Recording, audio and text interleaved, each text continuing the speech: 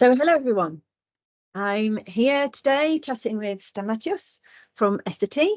It's another discussion for Men's Health Week, and Stamatios has got lots of interesting things to share with us in his role in terms of understanding men, but also his life experiences. So Stamatios, thank you so much for joining me today. You spend a lot of time understanding people and understanding not just men, but we're obviously going to focus on men today. So, really getting intimately close to their lives provides you with that fuel or a springboard for connecting with people in a way that's really meaningful. What have you been learning about men that's most surprised you, and what have you been learning in terms of what life is like for men today? Well, thank you. Very, very interesting and very broad question. Obviously, I cannot put myself in the shoes of an expert on men, but I'm working every day with men as are my target audience. I'm working for TENA at Essity. Actually, I'm looking after a target audience that actually 1 out of 4 men are experiencing urine leaks. So it's quite of a taboo, and it's quite of a surprising fact that so many men out there, they are experiencing urine leaks, and they are obviously it's nobody's talking about that, and nobody's doing anything about that. So we have come quite close, and we have done a lot of research to get come closer to our target, understand their challenges, their insights, and we're concluding as well now a global study on both men and masculinity. And there are like 3 things that are interesting there. Well, the first one is what we call this parabola of happiness for men. I mean, our target audience is men over 40, so I'm completely on that target age. And it seems that our curve of happiness from it peaks on the young age after 80s, and then it goes downfall until it reaches bottom between 45 and 55 years old. Then it picks up again after 60. So again, men are becoming happier at a later stage of their lives. But it's very interesting to understand, what is really going on in this time. And after talking with many experts in the field, that's where it comes like the second interesting things, which is I don't think it's a secret, but men are in a lot of pressure in this, and especially in this AIDS period. Yes. So we've heard things, men are in crisis, men are in rediscovering masculinity. There are a lot of things that happen, the last years, obviously, with different movements, and men feel under a lot of pressure. They definitely need to kind of perform. They have this sense of achievement. They have been always, the breadwinner of the family. And many of those things are changing. Many probably are still the main earner, but this is changing, and this puts a pressure on men, because if they are not obviously bringing the money or the bread in the family, then they're losing this sense of purpose. Then you have like all those relationship breakdowns, of course, at this age, like after 40, 45, yes, where you're rediscovering a bit yourself, or the other side is discovering you, and then you need to find a different kind of family or relationship framework around you. And then you have like a lot of and this leads to obviously anxiety, resentment, lack of purpose. You have all this as well from Me Too, which is actually a pressure on men. That they feel that they are not good enough for A, B, and Z. So it's very interesting to really understand how we're navigating in this new era, and how kind of men are experiencing that. Yeah, I think there's lots of change, isn't there? As you say, there are changing pressures. And I think, you know, what I see happening as a mum of boys is often men are portrayed as the problem a lot, when actually, you know, men are key to the solution, and for life being happier for us all. And when things go wrong for men, it has a massive impact on all of the people they're connected with. So understanding men's lives today is really key to them being able to show up in a way that's authentic, so it connects and it resonates with them. Now I know, you know, you're working on tenor men, as you've talked about. That's a specific health related issue. And communicating and engaging with men on health related topics can be really challenging, can't it? I know you've been on a transformational journey, so you started off with quite a sort of a serious approach, a very different approach to the one you've adopted more recently, which was humorous. Can you tell us about that journey you've been on, those two very contrasting approaches? Yeah, I mean, with ten, I mean, obviously, you know, as I mentioned, you know, I'm dealing with a topic that is a big taboo, and especially for men, because when we're talking with you know, with our consumers and the, you know, both women and men, because obviously our brand is looking after both target audiences. Men think that this topic is mainly affecting women. So obviously they are aware of, you know, their condition and if there are like any leaks or drips or dribbles. But there is such a taboo out there, and you know, you're not talking about this with your friends because, you know, this is another thing that can contribute to loss of masculinity, right? I mean, and there are so many other things like that they can come together, like, you know, but nobody's talking about that, and nobody's, you know, really accepting that. So men, they do not really know what is kind of happening exactly. In some cases, it's a gradual, you know, awakeness and the realization that something is not right. Sometimes, you know, it's much more acute, you know, after a surgery or something. But overall, it's a big taboo out there. And we found that, you know, talking to men in a way that can connect with our target audience, many times, you know, humor, it can be a catalyst and can diffuse the tension. So we have been using humor from the beginning of our journey with Tena Men. We had a very, you know, out of life persona in the past that you know, was dramatizing on how he can keep control on every situation of his life, and he was, you know, having very extravagant humor.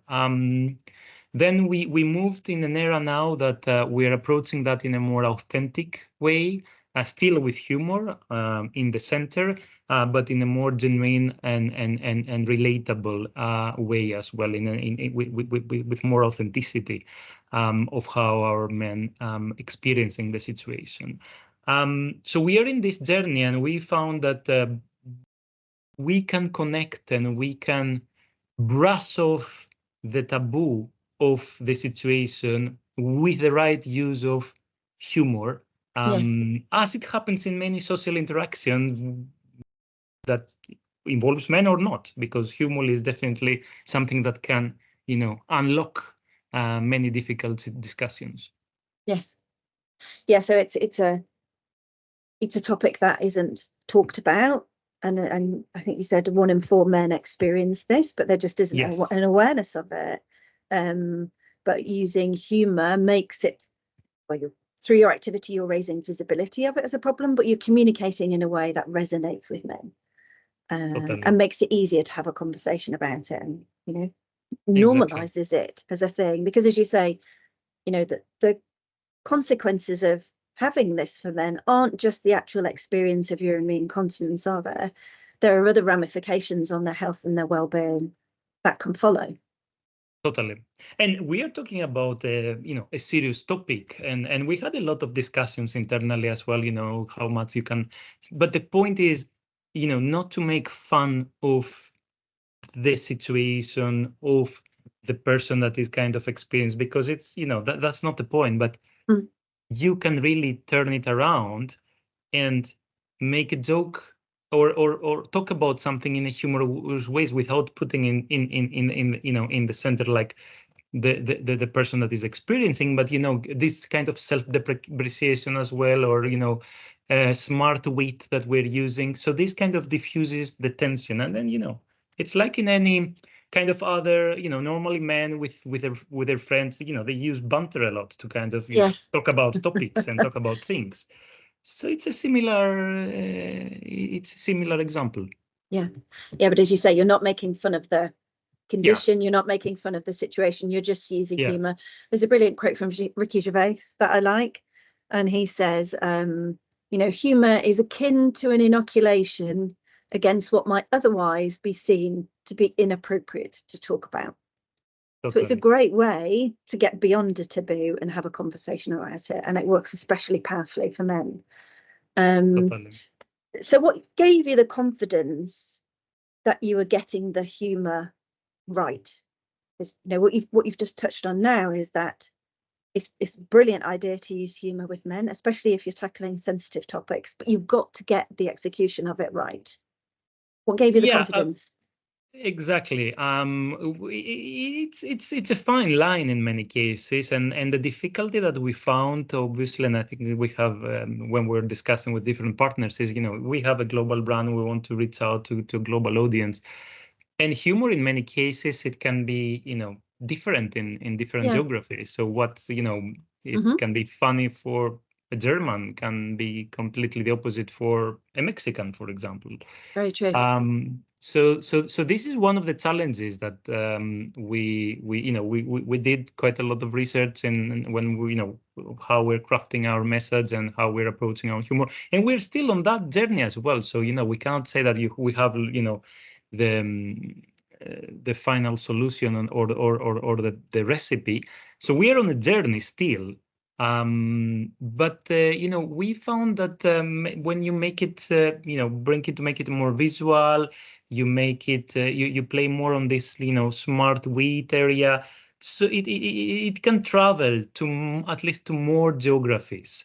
But as I said, we haven't found, the best recipe yet, and this is like an ongoing process, being close to our target audience, understanding the different, cultural sensitivities and insights, and trying to craft it in the best way from that perspective.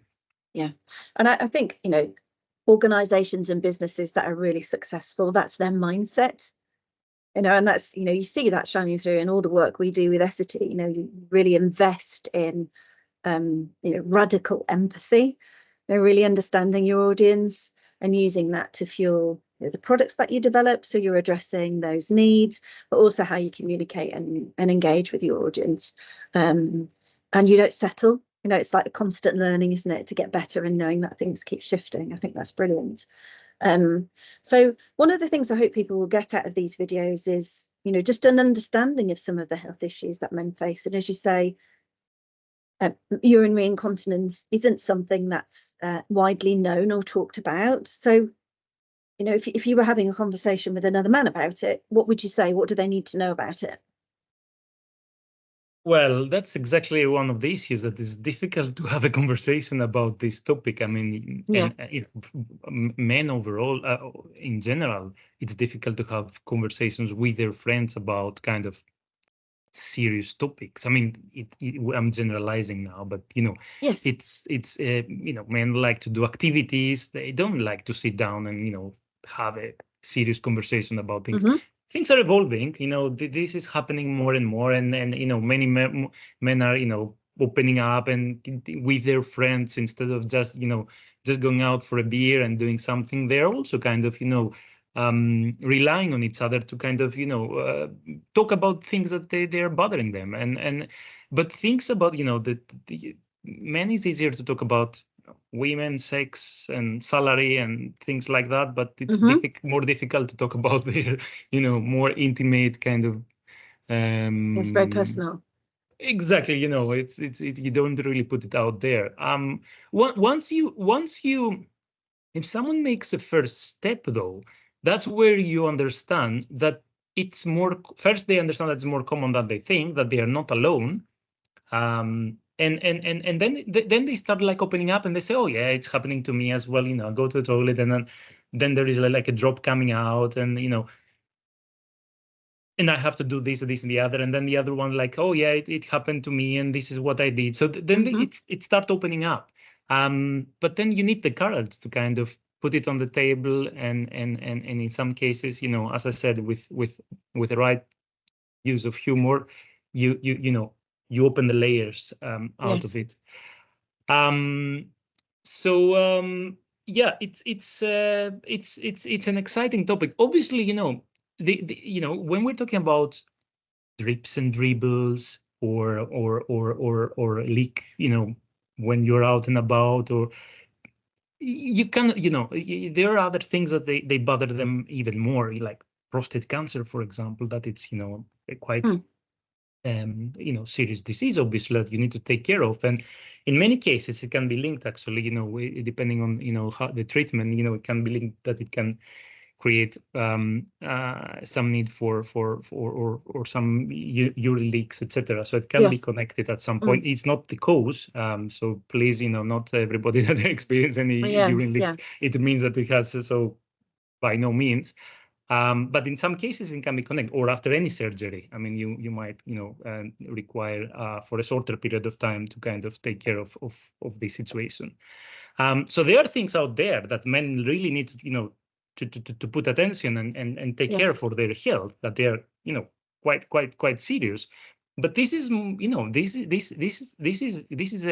this has social implications, because what we have found on research is that many men that they are kind of experiencing the situation, they are kind of isolating themselves because they are afraid that someone else will find out, or because their family will find out, or because their friends. So when their friends say, oh, let's go to the pub for a beer, and they say, if I drink a beer and this, and then if the toilet is not closed or something happened, then I will expose myself. So they're isolating. So this is something that is not good, obviously, because that's the other thing. Like, after the 40s, 50s, we see that isolation and loneliness is another factor that is a bit, it's coming up quite a lot. So if this condition is also by itself making you, isolate yourself, this is not good. This is not good for many other reasons. So we want to make men feel comfortable, confident, and protect them so that they can really take back or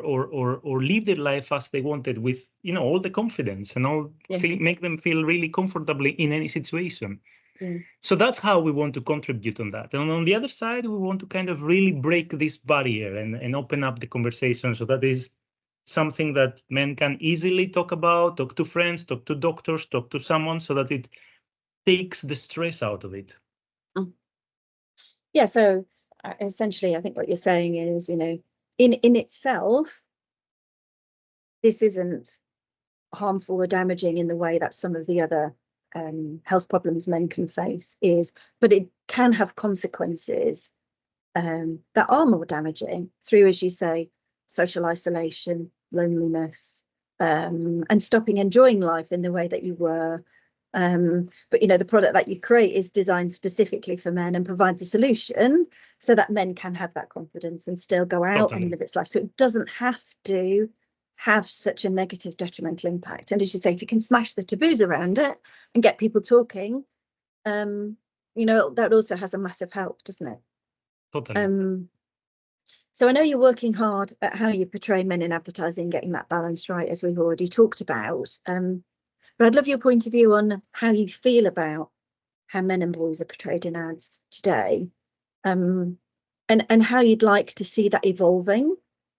Because although the products you're talking about are connected to health, I feel quite strongly that all ads featuring men and boys can have a positive impact on their health. So how do you feel about how they're portrayed, and what would you like to see changing? Yeah, totally. And, advertising still, there is a way to go. There have been some steps forward of the right direction. So, we cannot kind of say that there is an improvement on portrayal overall over the years, moving away from more traditional stereotypes of, dominance and emotional suppression and, you know, perfect bodies, to something that is, you know, more diverse, more authentic, more open, more for everybody. But still there is a way to go, because this is the other thing. I mean, I think we have as well, you know, advertising, entertainment, social media, some responsibility on, you know, again, the pressure that we're putting on men and women of how we kind of portray ideal kind of bodies or shapes or types, which, you know, in many cases it's not the reality out there. Yes. And this puts pressure to, you know, to different kind of people.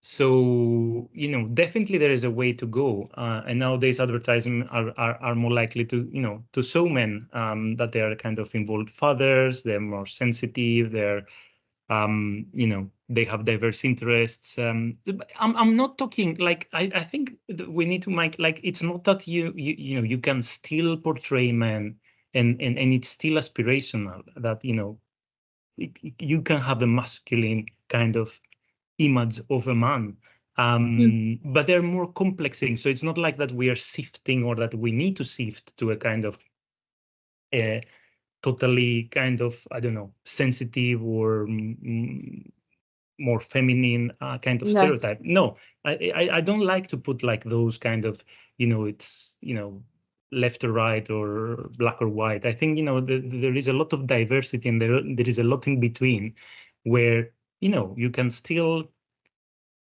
talk to your target audience in a way that it's aspirational and connects, but on the same time that it brings more of the reality, more of the diversity of the situations, of the emotions, and the opening up is part of it. I mean, when you're kind of approaching something in the, you know, in the old days, you know, my father or, you know, my grandfather would completely not assume and talk about anything of those things, right? I am sitting down with you, talking about things with my friends, so I don't see the issue on that. So there is a shift, obviously, and we can make this shift to be, you know, to come even more in the future, obviously.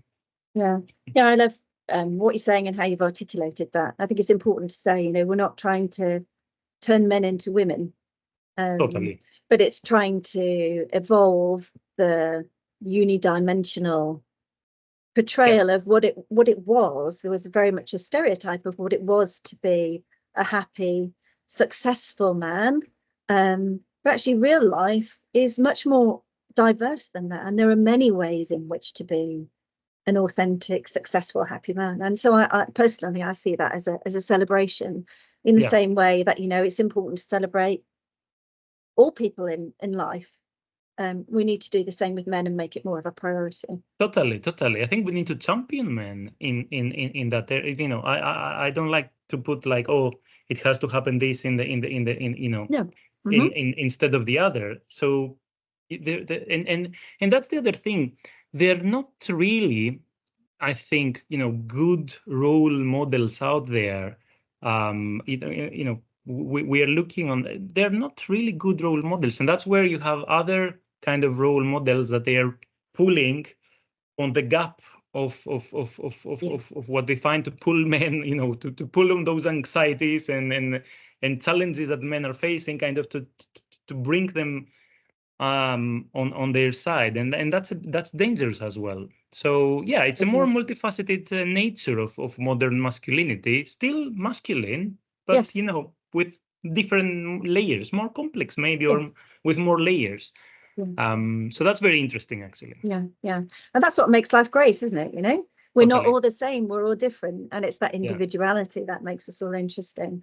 So I think that leads us on nicely to talking a bit about you, if you're okay, because I think you've had an interesting journey through life. You've lived in lots of different cultures, and living now in Sweden, as you said, in a culture that's very inclusive. And you know, men play different roles. So, you know, I'd love you to share a bit about your lived experience and your story.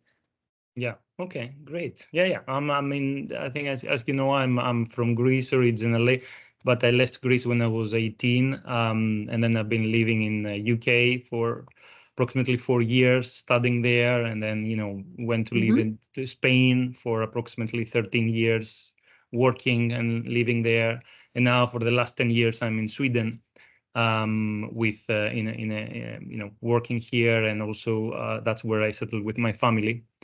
So I have a young boy of 4 years old and a girl of 7, and my wife, which is from Sweden. So yeah, it's interesting. It's quite multicultural in a sense, and there are differences as well, obviously, from the different countries that I have been. As you mentioned here, it's I think it's a very modern society. It's very progressive in many aspects of life, and it's very rewarding as well, because here you don't have those taboos of who is gonna take care of the kids, and how it's quite equal, and it's quite it's the tasks are split. The time with the kids is it's very much encouraged by companies, by society, by the government, by everybody. So it has, from an institutional point of view, it has kind of embedded in the culture and in the society. Yeah, fantastic. So one of the other interviews I've done is with a gentleman called Elliot Ray, who's championing in the UK to try and get us to a place where life is much more like that. And he talks quite a lot about how that enriches life for dads like him, but how that also makes life better for children, and it makes life better for other parents as well, for mums. Totally, yes. I mean, I think everybody appreciates spending time. Your kids appreciate it, you appreciate it, and in many countries that unfortunately this is not the case yet, or I mean, it's getting there, but it's still from a society, or from a government point of view, or from unfortunately men do not have so much time to be with their kids, and this becomes part of the culture, right? Because it's not that men in one country suddenly say, no, this is how men behave, and they don't take care of the kids.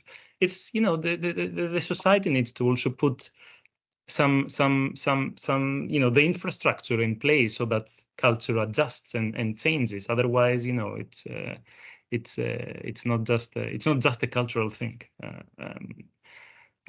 So yeah, I enjoy it very much, and I think the family as well enjoys it a lot. And I have to say, I'm happy that the company as well that I'm working is really promoting a lot the work-life balance, and we all feel that we can really take care of our lives in combination with our work. So this comes and this scores quite highly internally, and we all appreciate that. In the same time that the company has a strong sense of purpose, and I think we are all connected through that. Yeah, that's fantastic. So the way the business operates, those values aren't just externally facing in terms of making life better for people. It's also focused on doing that for its employees. And that makes it a great place to work. I'm sure that's something you value Totally. As part of your job. One of the things I hope to achieve with this series of videos is for businesses to think harder about steps they can take to make life better for men, to encourage men to live a healthier life. What works really well at Essity? What would you guide other companies to do? Well, definitely. I mean, business leaders and companies have an important role in supporting the health and well-being of the employees in general, and male employees as well in particular for the talk that we're having. But I think this is more of a general issue. So they can, definitely champion, for example, mental well-being, offer sufficient healthcare for counseling, therapy, or physical checkups for men as well as women. To apply, in different countries, company can also take leadership on, having a more rewarding parental leave policies if the country is not there yet. And for example, I know that in many cases in the US, which is a country that unfortunately is not happening at an overall society level, but many companies can and have taken initiatives to promote more of a parental leave or work-life balance. So definitely tech companies and business leaders can take action on that. And should put it on the focus, because at the end of the day, it will be rewarding as well for their business. So I think it's very old school thinking to think, okay, you need to exploit, work, take this, and then have someone suffering when he's back home, etc. Because this will unfortunately will come on the business as well. So yeah, I think they can do a lot to promote work-life balance, more flexible working hours, remote work options, adequate time off, mental health resources. Happy and healthy employees are more productive, and they're more likely to stay. Totally. So yeah, it makes sense. And I think you talked about role models, and we need more role models. I think having male role models in leadership positions, showing up authentically as well, I think is really important. Would you agree? And leading with example. I mean, if you have like the business leaders that are kind of encouraging time off, disconnecting, or vacation, or take time with their families, or if your kid is sick or you need to run out to pick him up from school or from whatever, this doesn't need to be a stress for the individual or a taboo for someone to ask or to talk or to for the company. It's really part of life. And then you do that, and then you're back, or you recover whatever time or project you miss at a later stage. But at least you don't have this stress really, so you can really manage at the end of the day your day. That's not the issue. It's more of this, what should the other say, and is it appropriate? So I think this is another taboo that we can break. Yeah. And business leaders can lead with example, and then you can break those taboos. Yes, yeah, shapes the culture of the business, doesn't it? That's a key role leaders play, is shaping that culture and making those things normal, as you say. So one of the themes from Men's Health Week is for people to share their stories, connect more, to support each other.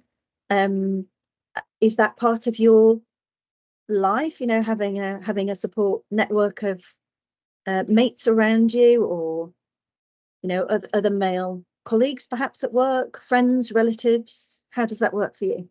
Yeah, I mean, I am also part of the system, and I'm not the exception. It's not that I go every day out with my friends and I talk about that. So I am also part of. But I know that, I have friends, I can talk to them if there is any issue, or to my partner, to my wife, or, with my family, for example. I call them. Obviously, I don't see them very often, but, there is not an issue to really, if something bothers me, kind of to put it out. And what is encouraging is that if something is bothering you, really find someone to bring it out. If it's your partner, your wife, your husband, your friend, or whatever, but someone to listen to you. Most of the times, they will have a similar experience that will immediately make you feel at ease, and you will realize that it's not just you, or or maybe that the issue is not that big, or that they will give you some support anyway, or immediate relief by knowing that someone else is facing similar cases is an immediate relief, and then you can take some action. So in my case, yeah, I mean, but I was also, when I entered 40s, apart from like getting my first kid, which made me very happy, but it also things started to not work properly. So until your 30s, late 30s, you feel that you are invulnerable. You can do everything you want. You can push yourself to the limits, and you are unbreakable. After that, I started, having like, issues with my back, and, had to carry the kids back and forth. And, I didn't want to feel that, I cannot do it, and I was trying to take the bags and the kids and this and do sports, and then one day I could not stand out from the bed. My back was completely, I had a disc herniation, and I just had to go directly to the doctor. But I was kind of suffering some pain before without doing anything, talking to anybody, reaching out for help, because I thought, I can do everything. So then I had to, to really go to physiotherapists, go to the doctor. They told me you need to do surgery if you really want to recover. Otherwise, you're in, you had 2 disc herniations, so it's you're gonna be either in pain or in pain. I delayed to make the surgery because I didn't want. I don't want to listen about this. So I was suffering again. So yeah, I mean, the earliest you do it, the easier and the better it will be for you and for everybody. Because at the end of the day, the earlier you get better, and you can get better for many things. It's time with your family, because I spent like almost a year and a half without being able to carry my kids when they, so this is a pain that is, it's an emotional pain. So if I could have done things, ask for help earlier, it could have been much less this period of not being able to be with your family. And obviously there can be stories that they are even more serious, but the message out here that I want everybody to listen is, seek out for help. The sooner the better, Yes. Yeah, well, thank you for sharing that, Stamatios, and being so open and honest about that. I'm sure others will find that really inspiring, and hopefully it will make others think that you don't suffer in silence. Totally. Seek help. And I think the other side to that, in terms of friendships, yes, know that others will listen and want to support and may well have shared experiences, but also proactively look after your friends. So look out for those signs when things might not be going right, and check in a way that works. Exactly. Yeah. Totally. You need to be proactive as well on that, because you never know. Like, many people suffer things in silence, and until it's late. So it's always good to check. I mean, it's part of healthy habit. Do your exercise. It doesn't need to be a lot of exercise or intensive exercise. It's just everyday moderate exercise, so that you instead of sitting down on the sofa and looking on Netflix or whatever, just do things with your friends, with your family. So blend exercise with things that bring you pleasure as well. Take care of what you eat, connect with your friends, like make connections. Social connections are it's so important. Exactly. Social connection, and for people who enjoy connection in nature. Nature I found nature super important. I mean, I was raised in Athens, and it's a big city. Here I'm living thankfully close to nature, to the woods. So rooting in nature, grounding yourself in nature, it really gives you back energy. Going out in the woods, looking at the lake, at the sea or something. I remember when I was a kid, I used to go out when I was feeling a bit sad. I used to go to the sea and just look and, feel the wind coming in my face, look at the waves, and then go back and then deal with whatever I had. So I was taking energy.